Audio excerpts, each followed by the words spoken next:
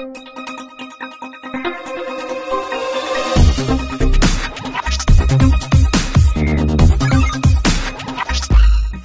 పరిశుద్ధ నామమునకు స్తోత్రములు. గడిచిన నెలంతా కూడా ఖర్చు కాపాడి తన సన్నిధిలో ఆయుష్ను ఆరోగ్యం అనుగ్రహించి ఈ సమయాన్ని పూర్తాన్ దినమున ఉదయకాల జమున సంగముగా కుటుంబాలుగా చేరి ఈ విధంగా ఆరాధించి గొప్ప అవకాశం ఇచ్చిన దేవాదేవునికి మహిమ కలుగును గాక. హల్లెలూయా. హల్లెలూయా. అందరు బాగున్నారా? సంతోషంగా ఉన్నారా? నేర్చుకోవడానికి వచ్చారా? Right, very good, very good. చిన్న ప్రకటన. ఈరోజు మధ్యాహ్నము భోజనం అయిన తర్వాత బైబుల్ స్టడీ ఉంటుంది, గమనించవలసింది మనవి. అపోస్తల కార్యాలు 27వ అధ్యాయం ఈరోజు ధ్యానించుకుంటాం బైబుల్ స్టడీలో. ఇప్పుడు కాదు, ఈరోజు దేవుడు మనకి ఇచ్చిన మంచి వాక్య భాగాన్ని చూద్దాము. యోహాను సువార్త నుండి 12వ అధ్యాయము 1 నుండి 8 వచనాలు మనము ఈరోజు చూస్తాం. కాబట్టి యేసు తాను మృతుల్లో నుండి లేపిన లాజరు ఉన్న బెతనియకు పస్కా పండుగకు 6 దినములు ముందుగా వచ్చెను. అక్కడ వారు ఆయనకు విందు చేసిరి. మార్త ఉపచారము చేసెను. లాజరు ఆయనతో కూడా భోజనంలో కూర్చున్న వారిలో ఒకడు. చాలమ్మా, ఈ సందర్భాన్ని జ్ఞాపకం చేసుకుంటే మనందరికీ తెలుసు, 11వ అధ్యాయం నుండి బెతనియ గ్రామంలో ఉన్న లాజరు కుటుంబం గురించిన విషయాలు మనకు ఇంట్రొడక్షన్ కనబడుతుంది. లాజరు ఎవరని, దేవుని యొక్క ప్రభువారి యొక్క స్నేహితుడిగా ఆయనను బైబిల్ వర్ణిస్తుంది. బెతనియ గ్రామము యెరూషలేము పట్టణం నుండి కొద్ది దూరంలో ఉంటుంది. యేసు ప్రభువారు వాడుక చెప్పున అనేక మత్తయి, మార్కు, లూకా, యోహాను చూసినప్పుడు ఒక మాట మీకు బాగా కనబడుతుంది. ఏంటంటే, ప్రభువారు తన వాడుక చెప్పున బెతనియలో నివసించెను అంటారు. బెతనియలో ఎవరున్నారంటే ఈ లాజరు కుటుంబం ఉన్నది. లాజరు కుటుంబం కనపడతారు. ఈ లాజరు కుటుంబంలో 2 సహోదరిమణులు మనందరికీ తెలుసు. ఎవరు వాళ్ళు? మార్తా మరియు మరియా. అవునా? మరియా, మార్తా, లాజరు. ఈ ముగ్గురు ఆ కుటుంబంలో ఉన్నట్టు చూస్తాము. ప్రభువారికి సన్నిహితులుగాను, ప్రభువారికి స్నేహితులుగాను వీరు ఉన్నట్టుగా చూస్తాం. అయితే వాడుక చెప్పున్న గ్రామానికి వస్తూ తన సువార్త పరిచర్యలో దాదాపు 3.5 సంవత్సరాల ప్రభువారి యొక్క సువార్త పరిచర్యలో అనేక పర్యాయములు ప్రభువారు ఆ గ్రామానికి, ఆ కుటుంబాన్ని దర్శించినట్టుగా కూడా మనము చూస్తాం. అయితే ఈ సందర్భం కొద్దిగా డిఫరెంట్గా ఉంటుంది. ఏ సందర్భం గురించి మనం మాట్లాడుతున్నామంటే, యేసు ప్రభువారు లాజరుని మరణించిన తర్వాత తిరిగి లేపిన తర్వాత కొద్ది టైం తీసుకొని, కొద్ది గ్యాప్ పీరియడ్ తీసుకొని పస్కా పండుగకు కేవలం 1 వారం రోజుల ముందు యెరూషలేములోకి అడుగు పెట్టక ముందు ఆయన బెతనీకి వచ్చాడు. బెతనీకి వచ్చినట్టుగా చూస్తున్నాం. యెరూషలేములో ఆఖరి భాగం మనం మాట్లాడుతున్నామంటే, యేసు ప్రభువారిని ఇంకా 2 వారాలలో ఆయన సిలువలో మరణించబోయే ముందు రాయబడిన చివరి గడియల గురించి మనము చదువుతాం. అయితే ఏ విధంగా ఉంటుందంటే, ఏ విధంగా చూస్తామంటే, యోహాను సువార్త చదివితే దాదాపుగా యోహాను సువార్తలో 50% of Johne's gospel talks about the last week of Jesus. అవునా? దాదాపుగా 50% యోహాను సువార్తలో ప్రభువారి యొక్క ఆఖరి దినాలు, అంటే దాదాపు వారం గురించిన విషయాలు ఎక్కువగా కనబడుతూ మనకు చూస్తాము యోహాను సువార్తలో. అదేవిధంగా మత్తయి సువార్తలు చూస్తే దాదాపుగా ఈ ఆఖరి వారం గురించి 33%, 33%, అంటే 1/3 of Matthew's gospel talks about the last week of Jesus Christ. ఇంకా చూస్తాం మనము మార్కులో దాదాపుగా 40%, లూకాస్ సువార్తలో 25%. ఎందుకు ఈ మాటలు చెప్తున్నాను? ఎందుకు ఈ పర్సంటేజెస్ చెప్తున్నాను నేను? ఎందుకు ఈ పర్సంటేజెస్ చెప్తున్నాను అంటే, అంతగా ఆఖరి భాగము, ఆఖరి వారాలు, ఆఖరి రోజులు ప్రభువారి అంత గొప్పగా డాక్యుమెంట్ చేయబడింది. ఎందుకంటే ఆయన మరణానికి సమీపించబోతున్నప్పుడు ఇవన్నీ సందర్భాలు మనం కలుపుకొని చూడాలి. That is most important thing. అవునా? ఆఖరి భాగంలోకి మనం చూస్తున్నప్పుడు చూస్తున్నప్పుడు ఈ సందర్భం ఏంటంటే ప్రభువారు యెరూషలేములోకి వెళ్ళక ముందు వారం రోజుల ముందు అని మనం మాట్లాడుకోవచ్చు. వారం రోజులు పస్కా పండుగలోకి ముందు ప్రభువారు వారం రోజులు 6 రోజుల క్రిందట బెతనీకి వచ్చారు. అంటే పస్కా పండుగని ఆయన సెలబ్రేట్ చేసుకోవడానికి ఎక్కడికి వెళ్ళారు? మన లూకా సువార్తలు 22వ అధ్యాయంలో చూస్తాం. ఆయన ఎక్కడికి వెళ్తారు? యెరూషలేములోకి వెళ్తారు. అప్పుడే హోసన్నా అని మనము పాటలు పాడుచు మట్టలాదివారాన్ని మనము సెలబ్రేట్ చేసుకుంటారు. ఈ సందర్భంలో ఈ రోజును గమనించుకుంటే దాదాపుగా శుక్రవారపు దినము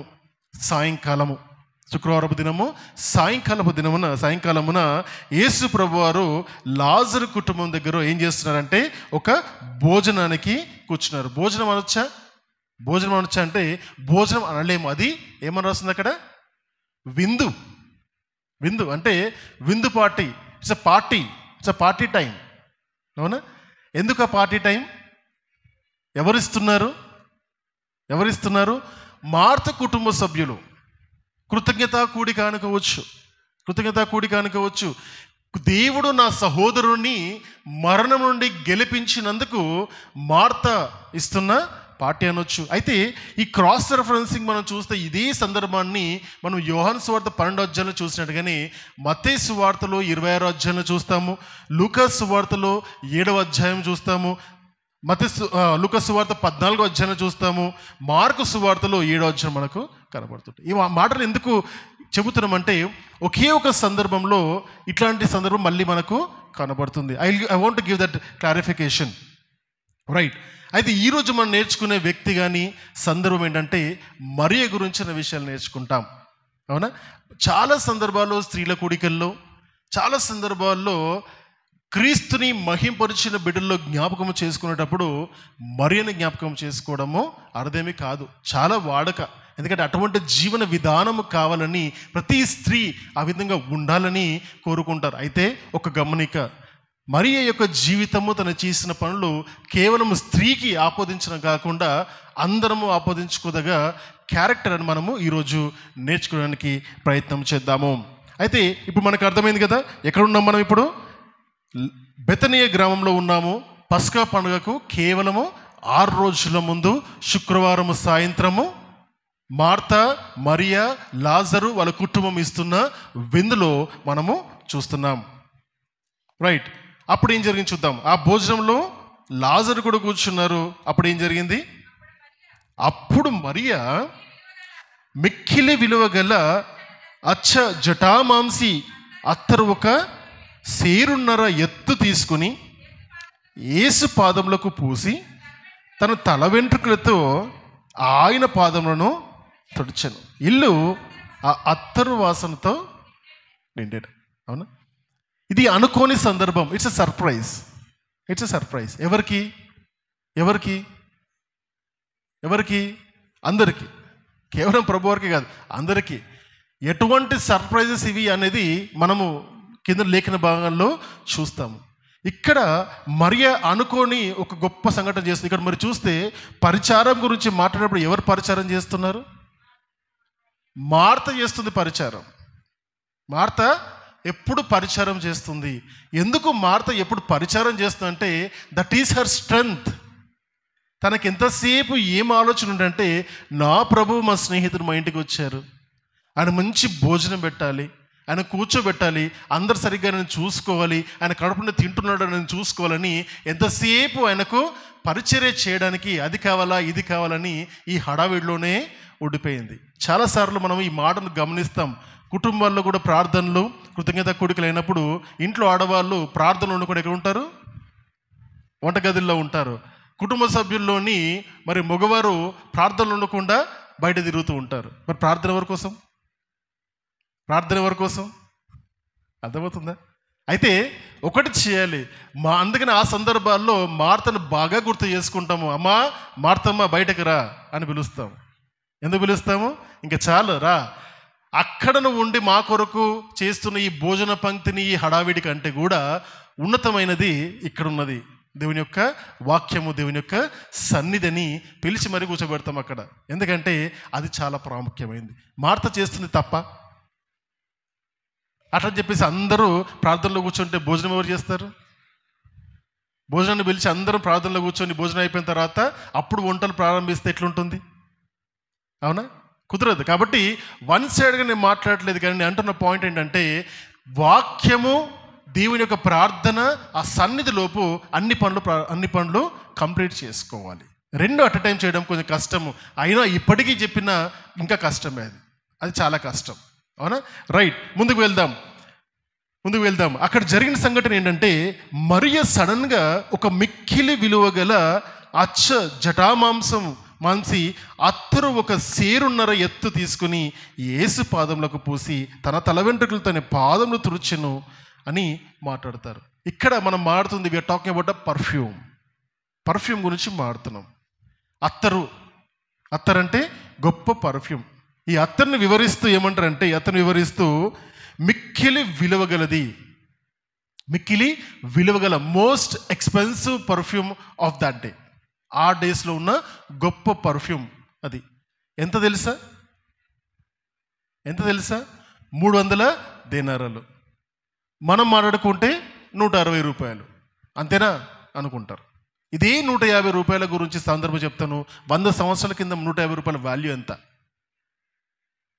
100 రూపాయల్లో 150 రూపాయల వాల్యూ ఒక 100 సంవత్సరాలు వెనక్కి వెళ్ళి మాట్లాడుకోవాలి, లేదా 50 సంవత్సరాలు వెనక్కి వెళ్ళి మాట్లాడుకోవాలి. చాలా మందికి 150 జీతం కూడా లేదు. ఎంతమంది ఒప్పుకుంటారు? అవునా? ఈ రోజుతో 150 చాలా తక్కువ. 50 సంవత్సరాల కిందకి వెళ్తే చాలా ఎక్కువ. ఆ సందర్భాన్ని 2000 సంవత్సరాలు వెనక్కి తీసుకెళ్ళండి. What is the value? ఒక్క దినం యొక్క కూలి పని చేస్తే 1 దీనారము ఆ రోజు వారికి కూలి వచ్చేది.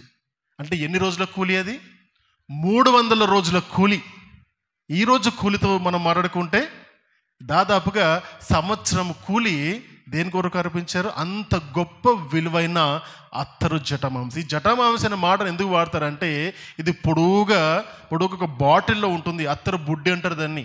అత్తరు బుడ్డి ఇంత పొడవుగా ఉంటుంది. దానికి ఒక క్యాప్ ఉంటుంది, లెదర్ది కానీ చెక్కది కానీ ఒక క్యాప్ దానికి పెడతారు. ఎందుకంటే దాంట్లో ఉన్న స్మెల్ ఆర్ ఫ్రేగ్రెన్స్, అరోమా బయటకు వెళ్ళిపోకుండా దాన్ని కాపాడుతుంది. దాన్ని అత్తరు జటామాంసి అంటారు.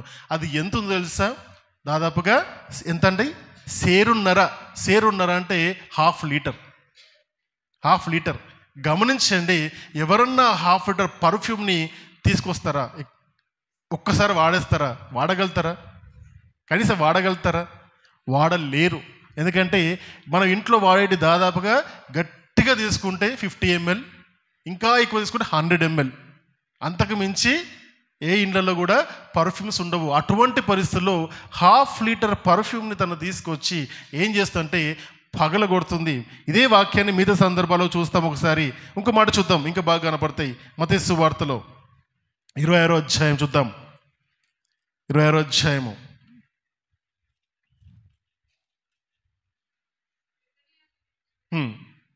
6 అంటే కేవలం అది ఆ సందర్భం మాత్రం మాట్లాడతామమ్మా. 26వ అధ్యాయంలో కేవలం ఈ సందర్భాన్ని మనము చూద్దాం.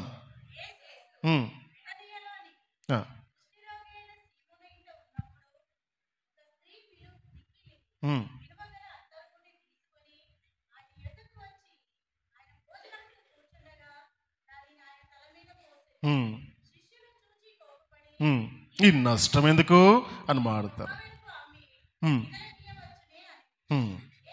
చాలమ్మా, ఇంకో చూద్దాం. అది కాదమ్మా, ఇంకో దగ్గర చూద్దాం. మనం ఇంకో దగ్గర చూద్దాము.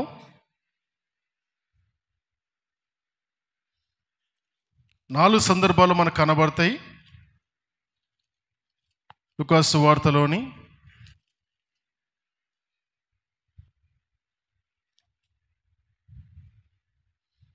14వ అధ్యాయం చూద్దాము.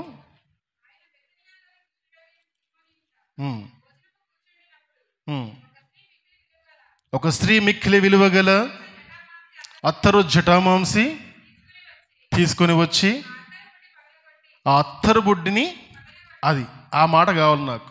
ఏం చేసింది అక్కడ? యోహాను సువార్తలో మాట రాయబడలేదు. ఏం చేసిందమ్మా? అత్తరు బుడ్డిని పగలగొట్టింది. ఆమె ఎవరి మీద పగలగొట్టింది? ఎక్కడ పగలగొట్టింది?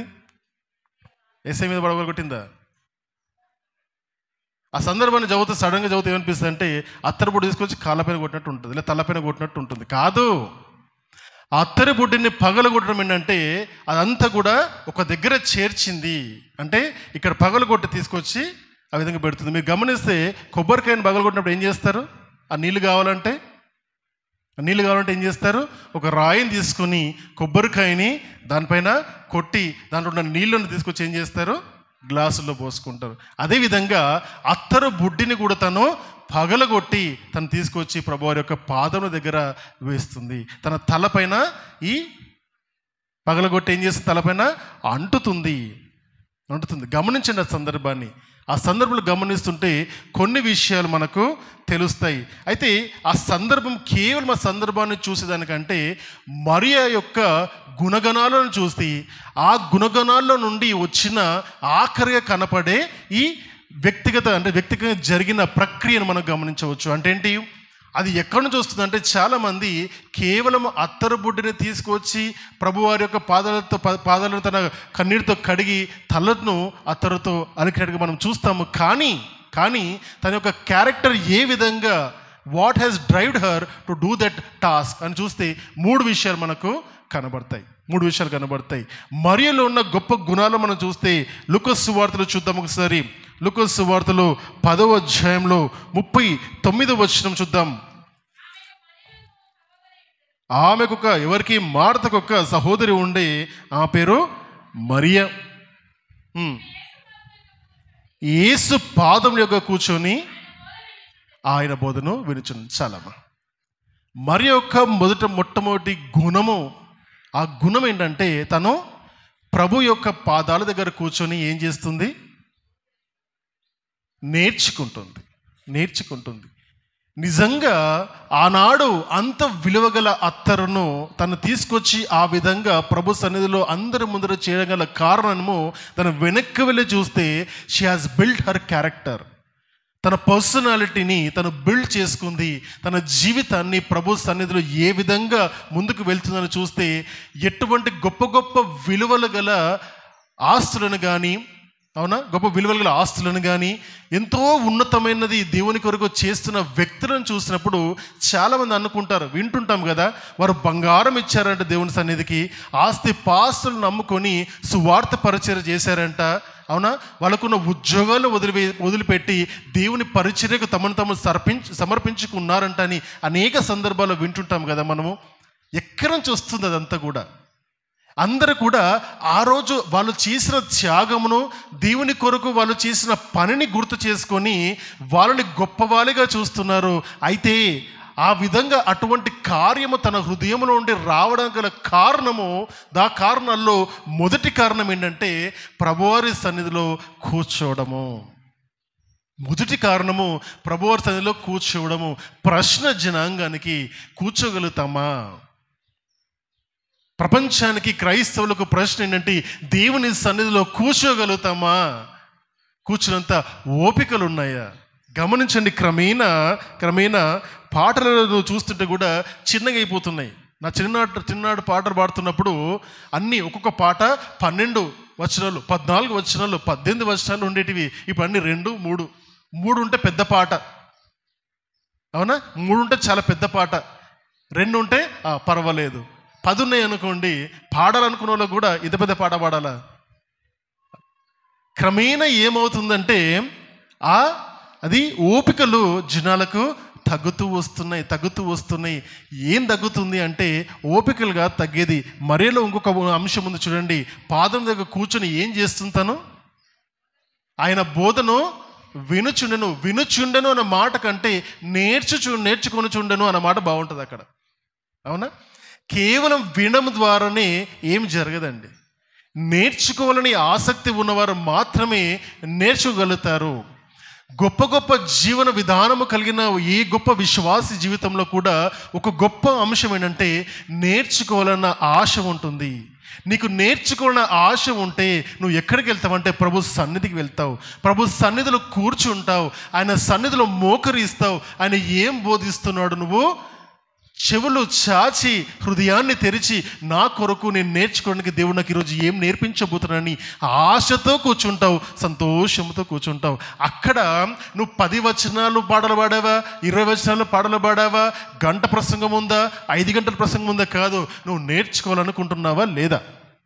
నువ్వు నేర్చుకోవాలనుకునే ఉద్దేశం నీకు ఉంటే ఎన్ని గంటలైనా దేవుని సన్నిధిలో కూర్చోడానికి ఇష్టపడతావు. ఇప్పుడు ఏమవుతుందంటే ఈ కాలంలో, ఇప్పుడు జరుగుతున్న లోకంలో నేర్పించే వాళ్ళు ఎక్కువైపోయారు, నేర్చుకునే వాళ్ళు తగ్గిపోయారు. అంటే నేను సంఘాలు పెరగట్లేదు అన్నాను, చాలా సంఘాలు పెరిగాయి, ప్రతి సంఘంలో గొప్ప గొప్పగా ఉన్నారు, కానీ నేర్చుకునే వాళ్ళు ఎంతమంది? నిజంగా సంఘంలో నేర్చుకునే వాళ్ళు ఎంతమంది అనే ప్రశ్న వేస్తే బైబిల్ స్టడీలో ఎంతమంది వస్తారో వాళ్ళు నేర్చుకునే ఇష్టం ఉన్నోళ్ళు అంతే. ఎందుకు ఈ మాట అంటారు? కేవలం నేను బైబిల్ స్టడీ రన్ చేస్తున్నాను కాదు, ఏ సంఘంలో చూసినా సరే, ఏ పాస్టర్ అడిగినా సరే, మీ సంఘంలో నేను ఫస్ట్ ప్రశ్న అడుగుతాను, నేను ఏమంటే మీ సంఘంలో బైబిల్ స్టడీ చేస్తారా అని అడుగుతాను. నేను కంపల్సరీ అడుగుతాను, ఎందుకంటే నాకు చాలా ఇష్టమైనది అది. ఎందుకంటే అధ్యయనము, జ్ఞానము అక్కడే నేర్చుకుంటాం. ఎందుకంటే 2 గంటలు కూర్చోవాలి అక్కడ, 2 గంటలు కేవలం వాక్యం వినడానికి కూర్చోవాలి. కాబట్టి ఆ నేర్చుకున్న ఆసక్తి ఉన్నవాళ్ళు అక్కడికి ఉంటారని ఆ ప్రశ్న అడుగుతాను. ఏ సహోదరుడు కానీ, ఏ పాస్టర్ దగ్గర నుంచి కానీ ఒక రకమైన సమాధానం రాదంటే మేము చేస్తామండి, సంతోషంగా చేస్తామని ఏ ఒక్క పాస్టర్ చెప్పంగా ఇప్పటివరకు చూడలేదు నేను. ఎన్ని ఆరాధనలు పెడతారు, 5 ఆరాధనలు పెడతారు, 3 ఆరాధనలు పెడతారు. నేను అంటాను, ఇన్ని ఆరాధన బదులు ఒక్క ఆరాధన, ఒక బైబిల్ స్టడీ పెట్టుకోవచ్చు కదా అని అడుగుతాను నేను. ఆరాధనకు ఇష్టపడే జనాంగం ఎక్కువ ఉన్నారు. బైబిల్ అధ్యయనం చేసి దాన్ని నేర్చుకోవాలి, లోతైన మర్మాలు తెలుసుకోవాలి, ప్రభు వారికి ఇంకా నేను దగ్గర అవ్వాలని ఆశ కలిగిన బిడ్డలు, విశ్వాసులు తక్కువగా ఉన్నారు. మరియలో మనం చూస్తున్న మొట్టమొదటి గుణం ఏంటంటే ప్రభు సన్నిధిలో కూర్చొని నేర్చుకోవాలని ఆసక్తి ఉంది. నేర్చుకోవడానికి నీ సమయం అడ్డం కాదు నీకు, నేర్చుకోవడానికి నీ ఉద్యోగం అడ్డం కాదు నీకు, నేర్చుకోవడానికి నీ పనిపాట్లు అడ్డం కాదు నీకు. నేర్చుకోవాలన్న ఒక ఆశ ఉంటే చాలు. ఆకలి అడ్డం కాదు, ఏది అడ్డం కాదు, నీది అంటే ఏది అడ్డం కాదు. అవునా? మరి ఆసక్తి నీకు ఉంటే దేవుడు నిన్ను ఇంకా గొప్పగా ఆయన సన్నిధికి నడిపిస్తాడు. ప్రశ్న మన సంఘంలో ఎంతమంది దేవుని వాక్యాన్ని నేర్చుకోవాలనుకుంటున్నారు? మరియలో ఉన్న మొట్టమొదటి లక్షణం, ఆనాడు మరియ చేసిన అంత గొప్ప త్యాగమును, నేను ఎందుకు అంత గొప్ప త్యాగం అంటున్నానంటే, ఈరోజు మాటలు మనం మాడుతుంటే ఆ అత్తరు కోట్ల విలువ. ఇప్పుడు అర్థమేంటో దాని వాల్యూ ఏంటో. 150 అనగానే చాలా తక్కువ అనిపించిందేమో. ఈరోజు దాని వాల్యూ దాదాపుగా కోట్ల విలువ. ఆ కోట్ల విలువ అత్తరును పగలగొట్టగలిగింది దేవుని సన్నిధిలో అంటే అర్థం చేసుకోండి. It was nothing to her. అంటే తనకు అది గొప్ప విషయం అనిపించలేదు. ఎందుకంటే తనలో ఏముందంటే ప్రభు పాదాల దగ్గర కూర్చొని నేర్చుకుంది ప్రభువారి సన్నిధిని అనుభవించింది. ఆయన దగ్గర గొప్ప విషయాలు ఏం నేర్చుకుందంటే, ఈయనకు మించింది ఏది గొప్పది కాదు, ఆయన సన్నిధికి మించినది ఏదీ గొప్పది కాదు. మా అక్క మార్త తిరుతూనే ఉంటుంది నన్ను, ఏం పని చేయదని, అది నాకు వినపడదు. ఎందుకంటే మిగతా రోజులన్నీ పని చేస్తాను, ప్రభువారి దగ్గర వచ్చినప్పుడు మాత్రం నేను ఏ పని చేయను. ఎందుకంటే ఆయన బోధ వినడం నాకు ప్రాధాన్యత. ఆయన అప్పుడు ఊరికే దొరకడైనా నాకు అప్పుడప్పుడు వస్తాడు. కాబట్టి ఆయన బోధ వినడం నాకు ప్రాధాన్యత, ఆయన దగ్గర నేర్చుకోవడం ప్రాధాన్యత. ఆ ప్రాధాన్యత మనకు ఉంటే మరియ వంటి త్యాగం చేయడానికి నీ హృదయం కూడా దేవుడు ప్రేరేపిస్తాడు. అర్థమవుతుందా? సాక్రిఫిషియల్ క్రిస్టియానిటీ కావాలి. తమ జీవితాలని అర్పించుకొని ఈ సువార్త పరిచయం ముందు తీసుకెళ్ళడానికి చిరాస్తులను అమ్ముకున్నారు అపోస్తల కార్యాల్లో అపోస్తలులు, తర్వాత తమ వెంబడించిన శిష్యులు. అర్థమవుతుందా? ఆనాటి మొదటి సంఘము, ఈనాటి కడవరి సంఘము మనం గమనించుకొని చూస్తే, మొదటి సంఘములో క్రీస్తు కొరకు తమ చిరాస్తులను అమ్మి అపోస్తలుల పాదం దగ్గర పెట్టి వాళ్ళు తమని తాము దేవునికి అర్పించుకొని సువార్త దండయాత్రలో సాగిపోయారు వాళ్ళు. ఈనాటి సంఘము క్రీస్తు దగ్గరకు వచ్చి, క్రీస్తు దగ్గర నుండి నాకు ఏమి దొరుకుతుందా అని ఆస్తులు సంపాదించుకునే సంఘాల్లో ఉన్నాం మనము. నీకు ధనము కావాలా, దేవుడు కావాలా అని దేవుడు ప్రశ్న వేస్తే దేవుడు కావాలి, దేవుడి దగ్గరకు వచ్చి ధనము కావాలన్న కాలంలో మనం బ్రతుకుతున్నాము. అర్థమవుతుందా?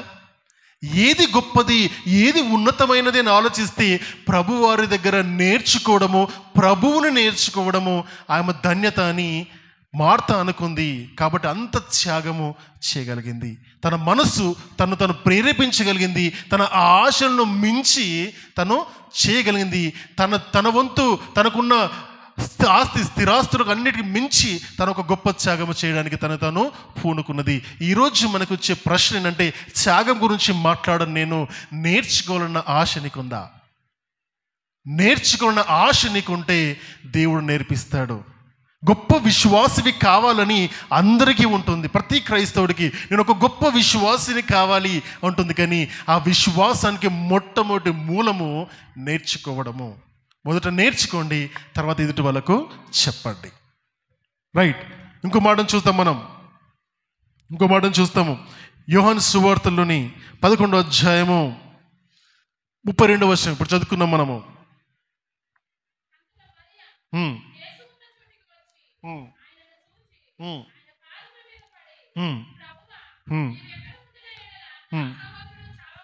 అవునమ్మా, చాలమ్మా. ఇక్కడ చూసినప్పుడు ప్రభువారిని చూడగానే మొదటిది తను ఎక్కడుంటే తన స్థలం అర్థమైపోయింది తనకు. ఎవరు కూర్చుంటారంటే పాదాల దగ్గర ఎవరు కూర్చుంటారు? మరే కాదు, మామూలుగా అడుగుతున్నాను నేను. పాదాల దగ్గర ఎవరు కూర్చుంటారు? పనివారు కూర్చుంటారు. అవునా? పనివారు ఎప్పుడు కూడా యజమాని యొక్క పాదాల దగ్గర కూర్చుంటారు. మొదటిగా మరియా తెలుసుకుందంటే తన యజమాని ప్రభువు. అందుకని తన పాదాల దగ్గర కూర్చొని నేర్చుకుంది మొదటిగా. రెండవది, ప్రభువారు కనిపించగానే తన పాదాల మీద పడి షీ సరెండర్డ్, తను సమర్పించుకుంది. అని ఎక్కడ కలుసుకుంది? వెళ్ళి కౌగులించుకుందా? పాదాల మీద పడి ప్రభువారిని బోరున ఏడుచుకుంటూ అడుగుతుంది. ఎప్పుడంటే లాజరు చనిపోయినప్పుడు ప్రభువా ఇక్కడ ఉండుంటే నా సహోదరుడు బ్రతుకుతుండే. ఈరోజు మనం అందరం తెలుసుకోవాల్సిందంటే, క్రీస్తు పాదాల దగ్గర మరి నీ చేతులు మనము కూర్చున్నామా? క్రీస్తు పాదాల దగ్గర కూర్చోడానికి నీకు ఇష్టపడతావా? కేవలం కింద కూర్చోడానికి మనం సిగ్గుపడతామే. క్రీస్తు పాదాల దగ్గర కూర్చోగలుగుతామా? ప్రశ్న వేసుకోవాలి. చైర్లు లేకపోతే ఎంతమంది కూర్చుంటారు కింద? ఎంతమంది వస్తారు సంఘానికి? అర్థమవుతుందా? నాకు గుర్తుంది ఎక్కడికి వెళ్ళినా కూడా నేను అనుకుంటాను, కుటుంబారాధనలో కానీ ఇక్కడ వెళ్ళినప్పుడు చైర్లు ఎందుకు వేస్తారా బాబు అనిపిస్తుంది నాకు. ఎందుకంటే కింద కూర్చున్నప్పుడు ఏమవుతుందంటే అందరం కలిసి కూర్చున్న ఫీలింగ్ వస్తుంది. మీరేం చేస్తారంటే ఇంటికి వెళ్ళగానే చైర్లు వేస్తారు. ఏమవుతుందంటే మీరు వేరు మేము వేరు. అర్థమవుతుందా? మీరు వేరు మేము వేరు అని ఒక సందర్భం కనపడుతుంది. అక్కడ అందరి మధ్యలో కూర్చోవడం, అందరితో పాటు కూర్చొని మాట్లాడుకోవడంలో ఉన్న ధన్యత ఐఎమ్ టెల్లింగ్ యూ ఈ డిస్టెన్స్లో లేదు. అది అయితే ప్రభువారికి ఘనత కావాలి. ఆయన ఘనతను ఆయన వదిలిపెట్టి లోకానికి వచ్చి సామాన్యుడిగా మనుషుల మధ్యలో ఉన్నారు. మనుషులుగా ఉండి ఏ ఘనత కావాలనుకుంటున్నాము? అవునా? ఏ ఘనత కావాలనుకుంటున్నాము? ఐరన్ బట్టలు నలగకుండా ఉండాలనుకుంటున్నావా?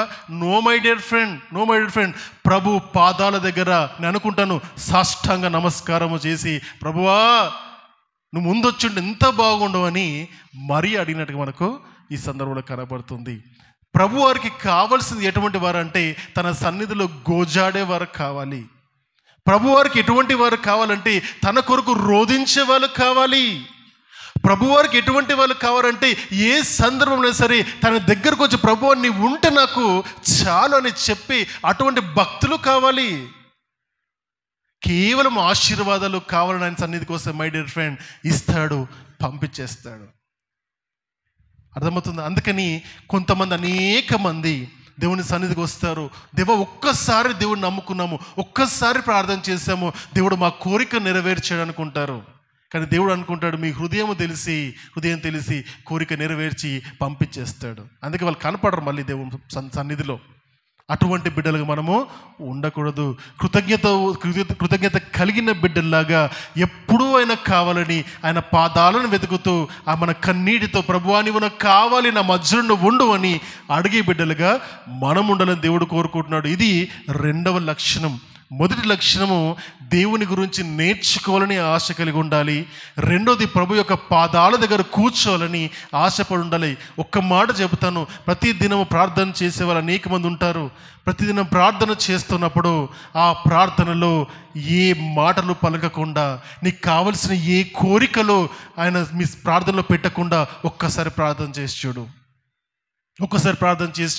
ఎందుకంటే నాకు కావలసినవి నేను ప్రార్థనలో పెడితే నేను స్వార్థపూరితమైన ప్రార్థన ప్రభు వారికి చేస్తున్నట్టు అనిపిస్తుంది. ప్రభువా నీవు నన్ను ఇప్పటి వరకు నాకు ఇచ్చినందుకు నీకు కృతజ్ఞతలని ఆ కృతజ్ఞతతో చేసే ప్రార్థన చేసి చూడండి. నేను అనుకుంటాను మీకు ఈ లోకపు అవసరమని అనిపించదు. ప్రభువారి సన్నిధిలో పెట్టాలని ఆశ కూడా రాదు. మీకు అవసరమైతే ఎదుటి వాళ్ళ కొరకు ప్రార్థన చేయండి. నేను ప్రార్థన చేయడం నేర్చుకున్నాను. ప్రభువా నాకు ఇది కావాలి అడగడం మానేస్తాను. ఎందుకంటే నీకు తెలుస్తున్నాయి అన్నీ. నాకు ఏది కావాలని అడిగిన కొన్ని సందర్భాల్లో అది ఆ సమయానికి సరైనదా కాదా తెలీదు, కానీ మీకు తెలుసు ఏది సరైనది. కాబట్టి నేను ఈ ప్రార్థన చేస్తుంది కేవలం నా కొరకు కాదు. 2 విషయాలు. మొదటిది, ఈ జీవితాన్ని నాకు ఇచ్చినందుకు నీకు కృతజ్ఞతలు. బ్రతికిన కాలమంతా కూడా నీవు నాకు ఇచ్చిన ఈ జీవితాన్ని బట్టి సంతోషిస్తాను ప్రభువా అని ఆయన కృతజ్ఞతాపూర్వకముగా ప్రార్థన చేయడము. రెండోది, అక్కరగా ఉన్న బిడ్డల కొరకు ప్రార్థన చేయడము. అనేక మందిని ప్రతిదినము చూస్తాం. ఇక్కడ అనేక మందితో మాట్లాడుతుంటాం, సంభాషిస్తుంటాము. ఎక్కడికి ఒక మాట అనడము. ఒకప్పుడు గొప్ప విషయం ఏంటంటే, డోంట్ వరీ, మేము మీ కొరకు ప్రార్థన చేస్తామని. ముఖస్తుతిగా అనకూడదండి. నిజంగానే ఆ వ్యక్తిని జ్ఞాపకం చేసుకో, నీ ప్రార్థనలు పెట్టుకో. నీ ప్రార్థన విని దేవుడు తన జీవితం మారుస్తాడు. నీ ప్రార్థన వినే దేవుడు మన అక్కరనికి తెలియవా? ఇంతసేపు అక్కర్లే దేవుని సన్నిధిలో ప్రార్థనలో పెడుతూ ఉంటే ఆయన అనుకుంటాడు, కృతజ్ఞతగా ఎప్పుడు ఉంటావు? ఎందుకంటే ఈ అక్కర్లు ఎప్పుడూ తీరవు. రేపు చనిపోతావన్నా కూడా నీకు ఏదో ఒక అక్కర వస్తూనే ఉంటుంది. కాబట్టి ఇవి తీరవు. దేవుని సన్నిధిలో పెట్టవలసినది అక్కర్లు కాదు, కృతజ్ఞత చేయవలసిన ప్రార్థన. అటువంటి జీవితం నాకు తెలిసి మరియలో మనకు కనబడుతుంది. 3వ విషయం మనం చూస్తాం తన జీవితంలో. 12వ అధ్యాయం 3వ వచనము చదువుకున్నాం మనము.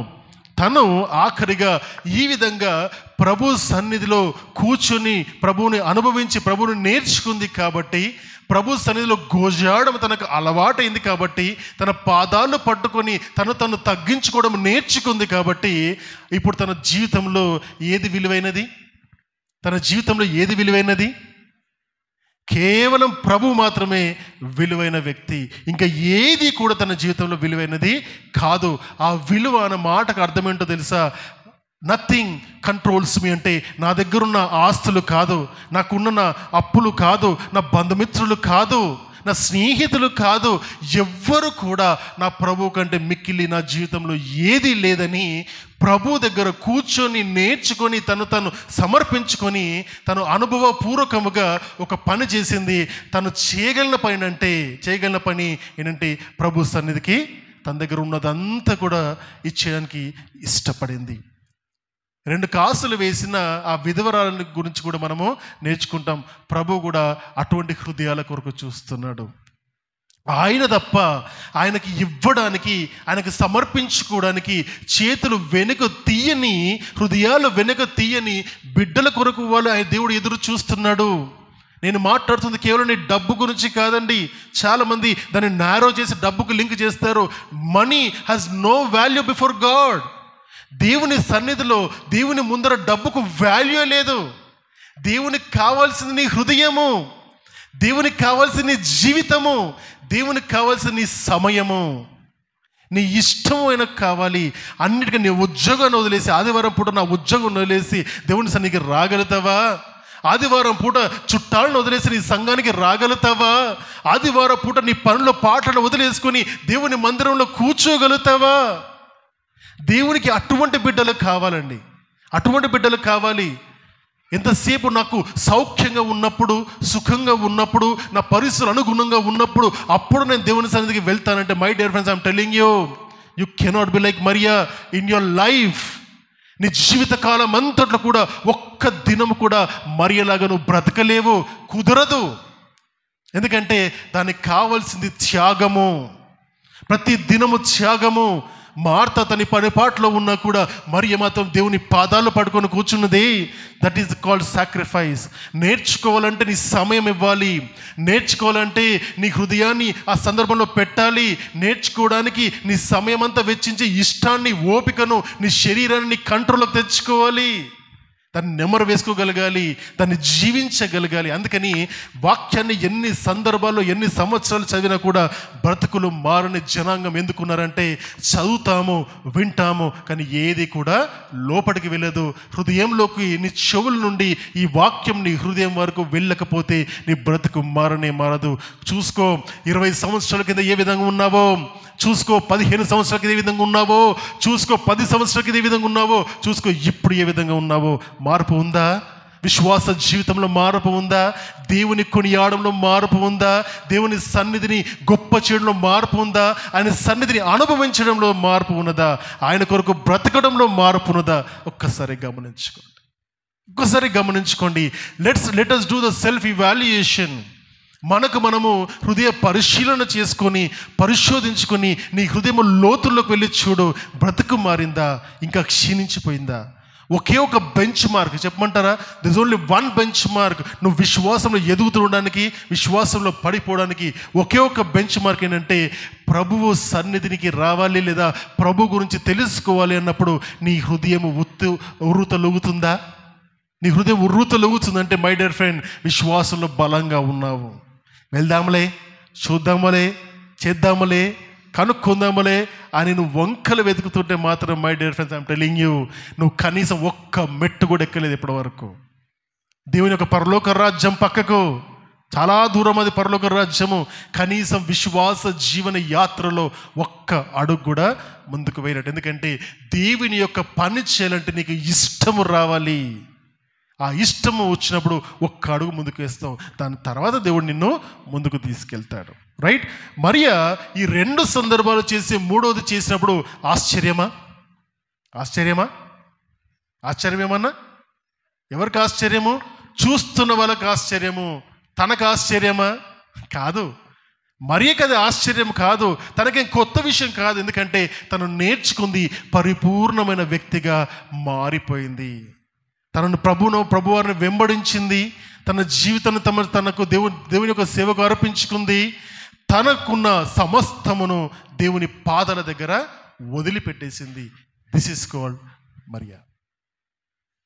ఈ జటామాంసి అత్తరు కొరకు చూస్తున్నప్పుడు ఏం చెప్తారంటే ఇది భారతదేశం, ఉత్తర భారతదేశం నుండి ప్రత్యేకంగా చేయించుకొని రోమీయులు లేదా అధికారులు, అక్కడ రోమ అధికారులు వారు అప్పుడప్పుడు పూసుకోవడానికి ఇండియా నుంచి తీసుకొని వెళ్ళేవారంట.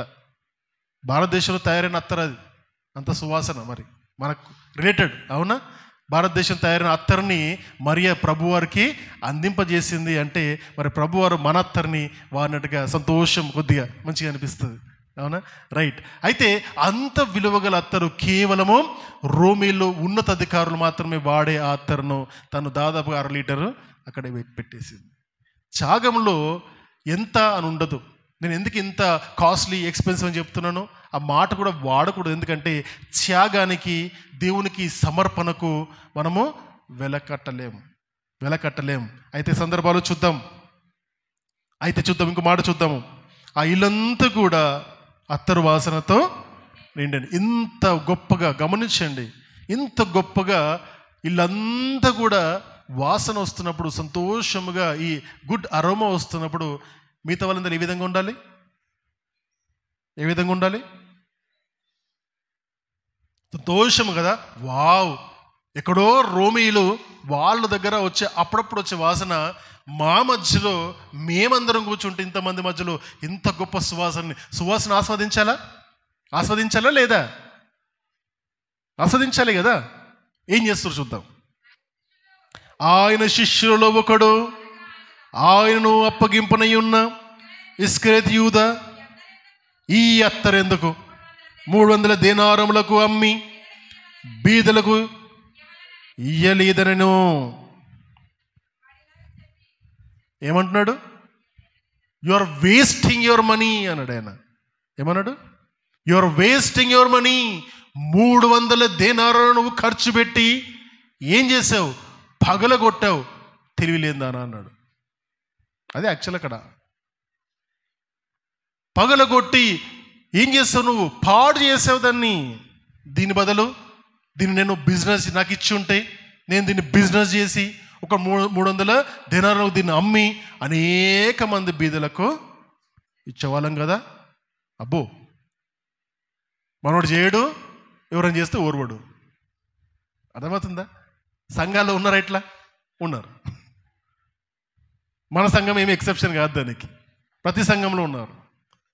ఫర్ దట్ మ్యాటర్ సంఘం ఒకటి కాదు, ఎక్కడైనా ఉన్నారు. ఒకడు మంచి కార్యము చేస్తుంటే ఆ మంచి కార్యాన్ని మంచిగా ఆస్వాదించకుండా వేస్ట్ చేసిరు. నేనైతే ఇంకా చాలా బాగా చేస్తుండని వాళ్ళు చేయరు, చేస్తుని మెచ్చుకోలేరు.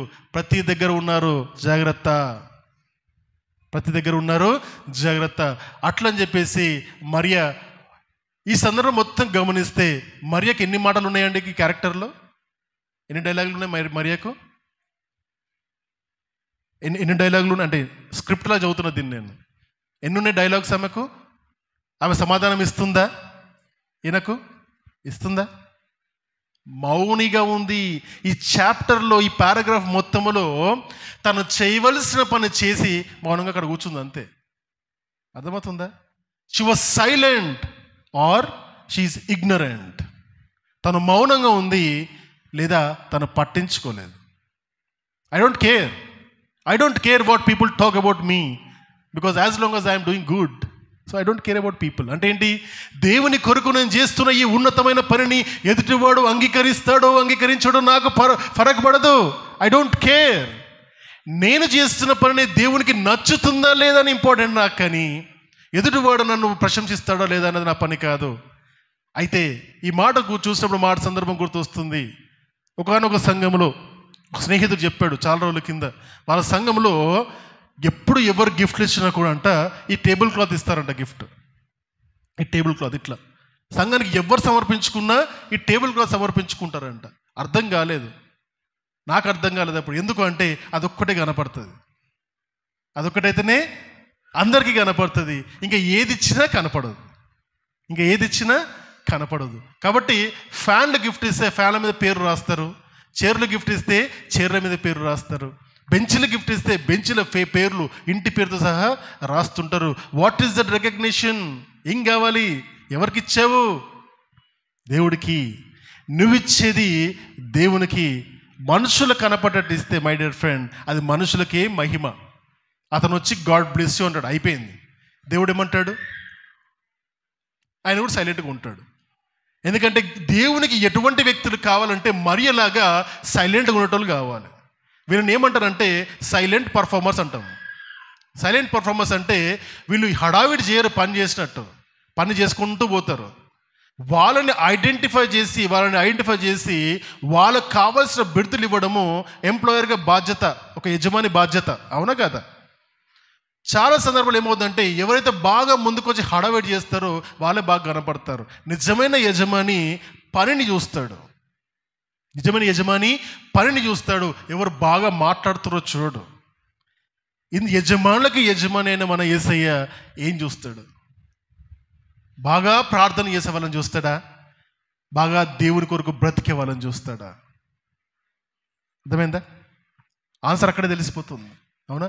ఇక్కడ ఈ సందర్భంలో ఇస్కరియోతు యూదా ఈ సందర్భంలో అనేక డబ్బు సంచి తన దగ్గర పెట్టుకొని ఉన్నాడు. దేవుడు తనను బట్టి సంతోషిస్తాడా? తన పరిచర్యకు ఇస్కరియోతు యూదా విరాళాల్లో సేకరించి ఆ విరాళాలను నుంచి కొంచెం డబ్బులు ఖర్చు పెడుతుంటాడు. ఈవెంట్ మేనేజర్ అయినా ఇస్కరియోతు యూదా ఈవెంట్ మేనేజర్. ప్రభువారు ఎక్కడికి వెళ్ళినా అక్కడ జరిగేటన్ని టెంట్లు వేయడము, భోజనాలు పెట్టేయడము, అందరినీ సమకూర్చడము, శిష్యులకు కావాల్సిన ఖర్చు, బట్టలు అన్నీ చూసుకునేవాడు ఇస్కరియోతు యూదా. అందుకే డబ్బు సంచి ఆయనకు ఉంటుంది. Is a finance manager. అవునా? ప్రభువారి దగ్గర ఆ శిష్యులలో. కాబట్టి అటువంటి వ్యక్తి ఇన్ని పనులు చేస్తున్నప్పుడు ఆయన ఎంతసేపు ఏం ఆలోచిస్తాడంటే డబ్బును ఏ విధంగా ఆదా చేయాలి, ఏ విధంగా ఖర్చు చేయాలో ఆలోచిస్తాడు. కానీ మిస్ అవుతున్న పాయింట్ ఏంటంటే అన్నిటిని డబ్బుతో పోల్చలేరు. అన్నిటినీ డబ్బుతో పోల్చలేరు. ఇక్కడ ప్రభువారి సన్నిధిలో తను చేసిన త్యాగాన్ని కూడా అతన్ని నారో మైండ్లోకి తీసుకొచ్చేసి, అంటే ఇంత గొప్ప త్యాగాన్ని ఇంత సింపుల్గా ఇంత డబ్బు ఎందుకు వేస్ట్ చేసావని ఒక నిందతో ప్రారంభించారు. Be ready for that. మంచి కార్యాలు చేసినప్పుడే నిందలు వస్తాయి, చెడ్డ పనులు చేసేవాడు నిందించాడు. గమనించండి. అందుకని బాగా తప్పులు చేసేవారు ఉన్నతమైన స్థాయిలో ఉంటున్నారు. అర్థమవుతుందా? బాగా మంచి పనులు చేసేవాడు పరిచారకుడుగా ఉంటున్నాడు. అవునా? కాబట్టి ప్రభువారు తమ హృదయాన్ని చూస్తున్నారు. కాబట్టి ఇక్కడ మరియను జ్ఞాపకం చేసుకున్నప్పుడు, తన త్యాగం ఉన్నప్పుడు, తను నిందబడుతున్నప్పుడు మరియ ఏం చేస్తుంది? సైలెంట్గా ఉంది. ఎందుకంటే నాకు అవసరం లేదు, నేను చేయవలసింది నేను చేశాను అని తను సైడ్ తీసుకుంది. అప్పుడు చూద్దాం. వాడిలాగు చెప్పినది బీదల మీద శ్రద్ధ కలిగి కాదు, కానీ వాడు దొంగ అయి ఉండి తన దగ్గర డబ్బు సంచి ఉండినందున అందులో వేయబడినది దొంగలించుచూ వచ్చాను గనుక అలాగూ చెప్పాను. అయితే కేవలము ఇతను ఒక్కడేనా? మిగతా సందర్భాల్లో చూద్దాం ఒకసారి. ఇంతకుముందు చదవంగమ్మా లూకా సువార్తలో 7వ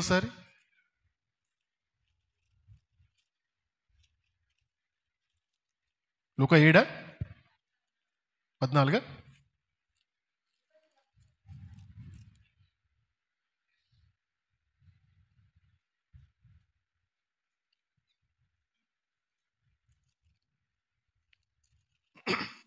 తనలో అనేక మంది, కేవలము ఇస్కరియోతు యూదనే తనను తప్పుపట్టాడా లేదా మిగతా వాళ్ళు తప్పుపట్టారా? చదువునన్నా. మార్త కాదు.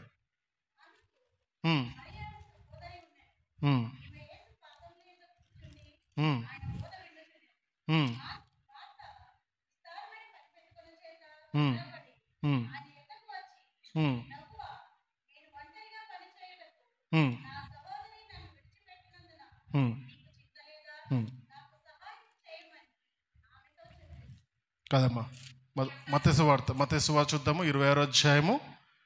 I want add one more. 6వ వచనం చూద్దాం మనం. 6 నుంచి 13 ఉంటుంది చూడండి.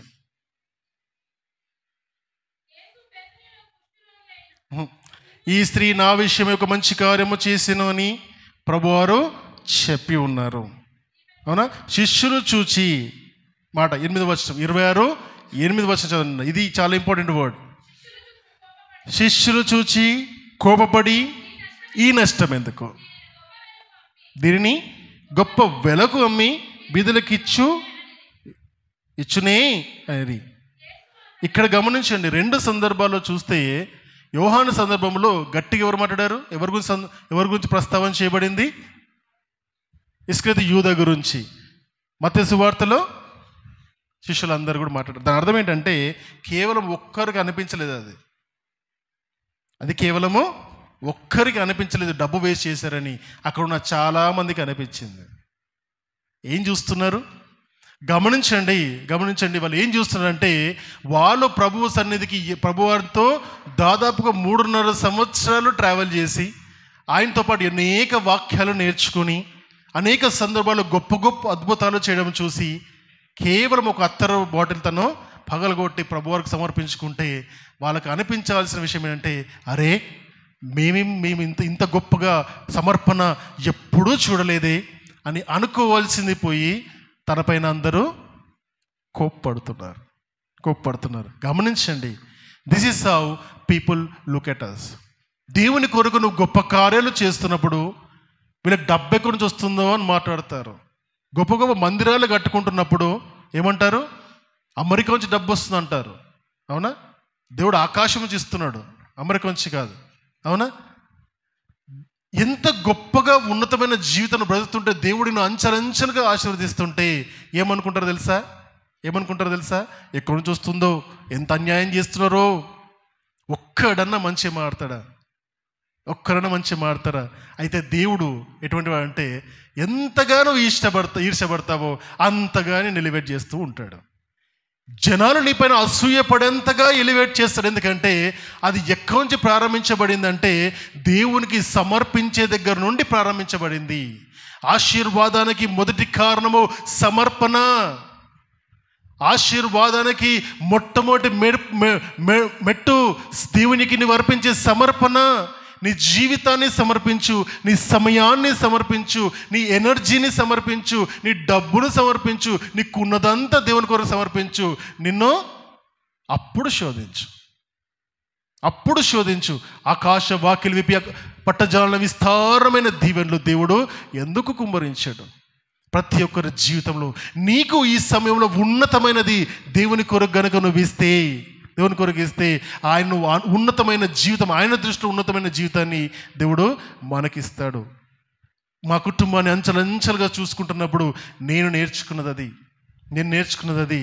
It is not about money. కష్టంలో కూడా సంతోషించే గొప్ప జీవితాన్ని దేవుడు ఇస్తాడు. లేమిలో కూడా దేవుడు సంతోషంగా ఉండే జీవితాన్ని దేవుడు ఇస్తాడు. నిందించే మనుషులు చుట్టుపక్కల ఉంటూనే ఉంటారు. ఆ శోధనను దాటి ముందుకు వెళ్ళగలిగితే ఈ మరియలాగా అటువంటి నిందలు వచ్చినప్పుడు సైలెంట్గా ఉండి, దేవా నేను నీ కొరకు బ్రతుకుతున్నాను, నీ దగ్గర నేర్చుకున్నాను, నీ కొరకు నా జీవితాన్ని సమర్పించుకుంటానని తను సమర్పించుకుంది. ఈరోజు ప్రభువారు తనకిస్తున్న సాక్ష్యాన్ని చూద్దాం. మరి ప్రభువారు తన కొరకు నిలబడతారా? కాబట్టి యేసు, నన్ను పాతిపెట్టు దినమునకు ఆమెను దీని ఉంచుకొననీయుడి, బీదలు ఎల్లప్పుడూ మీతో కూడా ఉందురు గాని నేను ఎల్లప్పుడూ మీతో ఉండనని చెప్పాను. చాలా ఇక ప్రభువారు చెప్తున్నమాట ఏంటంటే, పోనీ వదిలేయండి, ఎందుకు తనను ఇబ్బంది పెడుతున్నారు? ప్రభువారు మాట్లాడతారు మన తరఫున. సైలెంట్గా ఉన్నారా? ఒకవేళ కనుక ఈ సందర్భంలో ప్రభువు చూసి, ఎందుకమ్మా అంత వేస్ట్ చేసినావంటే, అప్పుడు కదా అసలైన బాధ మరియకు. అవునా? అప్పుడు కదా అసలైన బాధ. దేవుడు తిరస్కరిస్తే బాధపడాలి కానీ మనుషులు తృణీకరిస్తే కాదు. దేవుడు తనను ప్రేమించే వారిని ఎన్నడూ తృణీకరించాడు. Extreme love for God brings extreme blessings. దేవుని కొరకు ఉన్నతంగా ఆలోచించే నిన్ను దేవుడు ఎట్లా వదిలేస్తాడు అనుకుంటావు? దేవుని కొరకు బ్రతకాలని ఆలోచించే నిన్ను దేవుడు ఎట్లా మర్చిపోతాడు అనుకుంటావు? ఎల్లప్పుడూ దేవుని యొక్క పాదాలను పట్టుకుని బ్రతికే నిన్ను దేవుడు ఎందుకు ఉన్నతమైన స్థాయికి తీసుకెళ్ళాడు అనుకుంటావు? దేవుడు ప్రతి ఒక్కరికి సమయం ఇచ్చాడు. ఆయన కొరకు నువ్వు బ్రతికిన దినమున ఆయన నీ తరఫున మాట్లాడతాడు. ఆ రోజు అంగీకరించాడు తన యొక్క గిఫ్ట్ని. దేవుని కొరకు తమ సమర్పించుకున్న తన గొప్ప విలువైన అత్తరును దేవుడు ఆస్వాదించాడు, అనుభవించాడు, సంతోషించాడు. తన తరఫున మాట్లాడడానికి వచ్చాడు. అంగీకరించడం ఇంపార్టెంట్. మనుషులు మనం ఇచ్చే గిఫ్ట్ని అంగీకరిస్తారో లేదో తెలియదు, కానీ దేవుడు మాత్రం అంగీకరించాడు. దేవుడు అంగీకరిస్తే చాలు కదా. దేవుడు అంగీకరిస్తే చాలు, ఇంకెవరు అంగీకరించాలి? దేవుడు అనుమతిస్తే చాలు, మనుషులు అనుమతించవలసిన అవసరం లేదు. దేవుడు మరి తరఫున మాట్లాడుతున్నాడు. అంతనే మాట్లాడారా? ఇంకొక సందర్భంలో చూస్తే ఈ మాట ఏ విధంగా కనపడుతుందంటే, యేసు ప్రభువారు కూడా తనకు వీళ్ళందరినీ చూసి మాట్లాడుతున్నప్పుడు ఆయన కూడా బాధ అనిపించిన అంటే, నాకే అర్పించారు కదా, నా కొరకే అర్పించాడు కదా, అంత విలువైన అత్తరు నాకు అర్పించడం వల్ల అంత నష్టమైందా? అంటే నేను ప్రభువును కదా, నేను దేవుడిని కదా, నాకు అర్పించకూడదా? అక్కడ కూడా కొలతలు వేసుకుంటారా మీరు? అర్థమవుతుందా? దేవునికి ఇచ్చే దగ్గర కూడా కొలతలు వేసుకుంటారా అని ప్రజల గురించి అనుకోకుండొచ్చా? తన శిష్యుల గురించి అనుకోకుండొచ్చా? నా దగ్గర ఇన్ని సంవత్సరాల నుంచి ఉన్నారు, నన్ను మీరు ఆ విధంగా చూడలేకపోయారు. ఒక మరియ చూసింది తను ఆ విధంగా, నన్ను తన గుణాతిశయాన్ని దేవుడు అభినందిస్తూ అనుకుంటాను. శిష్యుల పైన కూడా ఆలోచన వచ్చింది, చింతపడతారు. అర్థమైంది? ఇంతేనా అర్థం చేసుకుంది నన్ను, ఇంతేనా అర్థం చేసుకుంది. I not worth having that perfume, I not worth అని. నేను ఎల్లప్పుడు ఉండను కదా మీ మధ్యలో, బీదలైతే ఎల్లప్పుడు మీ మధ్యలో ఉంటారు, ఎప్పుడన్నా చేసుకోవచ్చు వాళ్ళకు, నేనైతే ఉండను కదా అని తన తరఫున మాట్లాడుతున్నారు. ఈ స్త్రీ నా విషయమై ఒక మంచి కార్యము చేసెను, ఈమెను మీరే తొందర పెట్టుచున్నారు. బీదలు ఎల్లప్పుడూ మీతో కూడా ఉన్నారు కానీ నేను ఎల్లప్పుడూ మీతో ఉండను కదా. ఈమె ఈ అత్తరు నా శరీరం మీద పోసి నా భూస్థాపన నిమిత్తము దీనిని చేసెను. సర్వలోకమందు ఈ సువార్త ఎక్కడ ప్రకటింపబడునో అక్కడ ఈమె చేసినదియు ఈమె జ్ఞాపకార్థముగా ప్రశంసింపబడునని మీతో నిశ్చయము చెబుచున్నాను. ప్రభు ఇక్కడ 2 విషయాలు చెబుతున్నారు. ఇమీడియట్గా జరుగుతున్న విషయము 2000 సంవత్సరాల తర్వాత జరిగే విషయం చెబుతున్నారు. ఇమీడియట్గా జరుగుతున్న విషయం ఏంటంటే ఇంకొక వారం రోజుల్లో ఆయన్ని భూస్థాపన చేయబోతున్నారు. ఆయన చనిపోబోతున్నారు. దాన్ని జ్ఞాపకము చేస్తూ నిన్ను చనిపోకముందే నాకు సుగంధ ద్రవ్యాలతో ఆమె నన్ను భూస్థాపన చేయడానికి సిద్ధపరుస్తుంది అని తన గురించి మాట్లాడుతున్నారు. అంటే ఆలోచిస్తే ఒక్క మాట ఆలోచించండి. నా మరణానికి నేనే డబ్బులు ఖర్చు ఎట్లుంటుంది? ఆ విధంగా ప్రభు సందర్భము కనబడుతుంది. తన మరణానికి తనే చెప్పుకొని తన సుగంధ ద్రవ్యాలు దాన్నే సిఫార్సు ఇస్తున్నాడు. మరియకు తన తరఫున మాట్లాడుతున్నాడు. ఇది నా మరణానికి సంబంధించింది, ఇది తొందర పెట్టకండి, తనను అవసరమైతే ఖర్చు నా లెక్కలు రాసుకో అన్నట్టుగా ప్రభువారు చెబుతున్నారు. ఇది మొదటిది. రెండవది, ఎక్కడ ఈ సువార్త అందింపబడుతుందో అక్కడ తను ప్రశంసింపబడుతుంది. ఈ మరియను మనం జ్ఞాపకం చేసుకోవడము ధన్యత. ఎందుకంటే ప్రభువారు చెప్పి ఉన్నారు. ఈరోజు జ్ఞాపకం చేసుకోవడము మన ధన్యత. ఆయన 2000 సంవత్సరాలు ఈరోజు చూస్తే సువార్త ప్రపంచవ్యాప్తంగా ప్రకటింపబడిన ప్రతి చోట మరియ తెలియని క్రైస్తవుడు ఉంటాడా? ఉండడు. ఇస్కరియోతు యూదా తెలియని వ్యక్తి ఉంటాడేమో, కానీ మరియ తెలియని క్రైస్తవుడు మాత్రము ఉండడు. ఎందుకంటే తను చేసిన త్యాగాన్ని ప్రభువారు ప్రశంసించారు. ఈరోజు మనం అభినందిస్తున్నాము. యాజ్ అన్ ఇన్స్పిరేషన్ మనం కూడా తీసుకోవాలి. అన్నిటికంటే ముఖ్యమైనది ప్రభువు. మన జీవితంలో ఉన్నతంగా ఏదైనా ఉందంటే ప్రభు దగ్గర నేర్చుకోవడము, ఆయనను నేర్చుకోవడము, ఆయన అనుభవించడము, తన సన్నిధిలో ఉండడము, తనను గోజాడము, తన కొరకు బ్రతకడము, తన కొరకు మన జీవితాన్ని అర్పించాలనుకోవడము, ఇవన్నీ కూడా ఏ క్రైస్తవంలో విశ్వాసులు ఉంటాయో ఆ విశ్వాసి మరియలాగా అంత ఉన్నతంగా ప్రపంచంలో తెలియపరుస్తారు. ఇంకో చివరి మాట నేను చెప్పి ముగిస్తాను. ఇక్కడ ప్రభువారు చెప్పినప్పుడు మత్తయి సువార్తలో మాట ఉంటుంది, కానీ యోహాను సువార్త తన పేరును మెన్షన్ చేయబడి, అంటే అక్కడ తను ఆ విధంగా చేసిందని చెప్పి 36వ వచనంలో యోహాను ముగిస్తాడు. దేవుడు చేసిన ఈ ప్రామిస్, అంటే తను ఎక్కడెక్కడ వెళ్తుందో తను అభినందిస్తున్న ప్రామిస్ని మెన్షన్ చేయడు. లూకాలో చూసినప్పుడు తన పేరును మెన్షన్ చేయరు. ఆ స్త్రీ అని మాట్లాడతారు. దాని అర్థం ఏంటో తెలుసా? దాని అర్థం ఏంటంటే నీ పేరు, నీవిచ్చిన కష్టము, నువ్వు దేవుని కొరకు చేసిన శ్రమ, త్యాగము మనుషులు గుర్తించారో తెలీదు. నేను తర్వాత నేను జ్ఞాపకం చేసుకుంటారో జ్ఞాపకం చేసుకోరో తెలీదు. కానీ దేవుని రాజ్యంలో నీ పేరు ఉన్నది అనుకుంటే చాలు, క్రీస్తు అంగీకరిస్తే చాలు అనుకొని మనము దేవుని సన్నిధిలో మన సమర్పణలు సమర్పించుకోవాలి. నీ సమయము దేవునికి కావాలి, నీ ఆశలు దేవునికి కావాలి, నీ దేవుని యొక్క దగ్గర నేర్చుకున్న ఇష్టము దేవునికి కావాలి, ఆయన కొరకు బ్రతికే వ్యక్తులు ఆయనకు కావాలి. నేను ఎదుటి వాళ్ళు మెచ్చుకోకపోయినా, నిన్ను తృణీకరించకపోయినా, ఆదరించకపోయినా నా ప్రభువు నన్ను గుర్తిస్తాడని నమ్మకం అనుకుంటే చాలు అని ఈ జీవన విధానము మనందరం కూడా అవలంబించుకుంటే ఎంత మేలు. అవునా? మరి ఈ విధంగా మరియ జీవితాన్ని మనం చూస్తున్నప్పుడు తన జీవితంలో అనేక రకాలుగా పరిస్థితుల గుండా వెళ్ళిన తన బీద స్థితిలో కూడా సంపన్నులుగా ఆలోచించి దేవుని కొరకు తన ఉన్నతంగా ఇవ్వడానికి ఇష్టపడి త్యాగపూరితమైన జీవితము దేవుడు మనకి ఇవ్వాలని చూద్దాము. దేవుడు మన హృదయంలో ఉంటే పాపం చేయడానికి నీ అడుగులు ముందుకు వెళ్ళవు, లోకాశలు నీలోకి రావు, అబద్ధాలు నీలోకి రావు. కేవలం దేవుని కొరకు బ్రతకాలనే ఆశ తప్ప ఇంక ఏది నిన్ను బలవంతము చేయదు. అటువంటి జీవితము మరి దేవుడు మరికిచ్చాడు. అటువంటి జీవితము మనకి ఇవ్వాలని కోరుదాం. చిన్న మాటతో వాక్యం ముగిస్తున్నాను. ప్రార్థన చేసుకుందాం. తల ఉంచుదాము, ప్రార్థన చేద్దాం. మరి ఆనాడు ఆ మరియను దేవుడు కాపాడి ఉన్నాడు, తన తరఫున మాట్లాడి ఉన్నాడు. మరి తను చేసిన త్యాగము వెలకట్టలేనిది. ప్రభువారి యొక్క భూస్థాపన నిమిత్తము ఆ అత్తరును తీసుకొని ప్రభువారికి పూసినట్టుగా చూస్తాము. తను తగ్గించుకుంది. తన పాదాలను తన కన్నీటితో తుడిచినట్టుగా చూస్తాము. తన వెంట్రుకలతో తుడిచినట్టుగా చూస్తాము. మరి దేవుడు అటువంటి గొప్ప మహిమకు అర్హుడు. మరి మన జీవితంలో, నీ జీవితంలో దేవునికి ఏ విధమైన మహిమనిస్తున్నావు? దేవుని ఏ విధంగా నువ్వు చూస్తున్నావు? మన ఆశలు తీర్చే దేవునిగా చూస్తున్నావా? లేదా నీలో ఉన్న పాపమును తీసివేసి నిన్ను పరిశుద్ధునిగా మార్చిన ప్రభును కృతజ్ఞతతో చూస్తున్నావా? నీ జీవితాన్ని దేవునికి అర్పించుకుంటావా? మరియ తను తాను సమర్పించుకున్నట్టుగా నీ జీవితాన్ని దేవుని కొరకు సమర్పించుకుంటావా?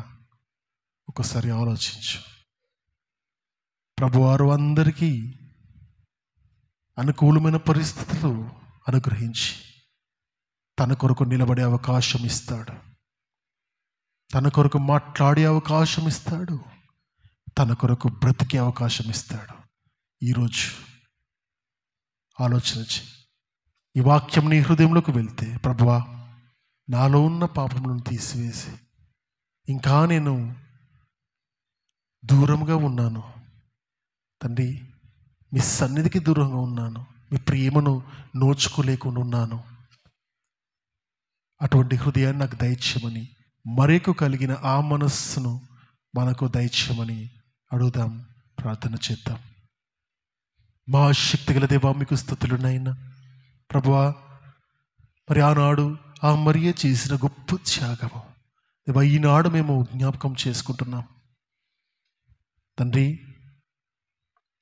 మీరు సమ్మతించారు, మీరు అంగీకరించారు. శిష్యులు వ్యతిరేకించారు, జనులు వ్యతిరేకించారు. అయినప్పటికీ దేవా తన పేరును ఎక్కడ లేకున్నా తండ్రి జీవగ్రంథంలో తన పేరును రాసిన మహా గొప్ప దేవా, మీకు స్తుతులు. మీ కొరకు గొప్ప కార్యాలు చేయాలన్న అటువంటి హృదయాన్ని మాకు దయచేయండి. మీ నామాన్ని ఉన్నతంగా చేయాలన్న ఆలోచన, అటువంటి జీవితాన్ని మాకు దయచేయండి దేవా.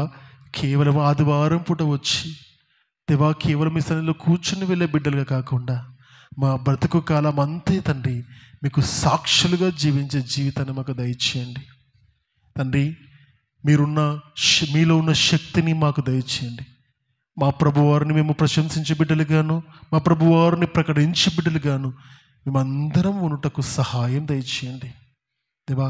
ఇచ్చే బిడ్డలుగా ఉండుటకు సహాయం దయచేయండి నాయనా దేవా. మా హృదయాలను మార్చి మీరే నిజమైన దేవుడు అని, మీరు తప్ప ఈ లోకంలో మాకు వేరే దేవుడు లేడని మేము మరణాన్ని జ్ఞాపకం చేసుకుంటూ, మీ ప్రేమను జ్ఞాపకం చేసుకుంటూ మేము బలలో పాల్గొంటున్నప్పుడు దేవా, మేము తండ్రి అనర్హులుగా ఉండకుండా అర్హతను మాకు దయచేయమని అడుగుచున్నాం. బలలో పాల్గొంటున్న ప్రతి బిడ్డను దేవా మీరు ఆశీర్వదించండి, దీవించండి, తమ హృదయాలు మార్చండి, పశ్చాత్తాపాన్ని దయచేయండి. మీరే దేవా నడిపించి కాపాడమని అడుగుచు నజరేయుడైన పరిశుద్ధుడు యేసు అతి శ్రేష్ఠమైన నామములో ప్రార్థన అడుగుచున్నాను తండ్రి. ఆమేన్. ఆమేన్. హల్లెలూయా. God bless you all.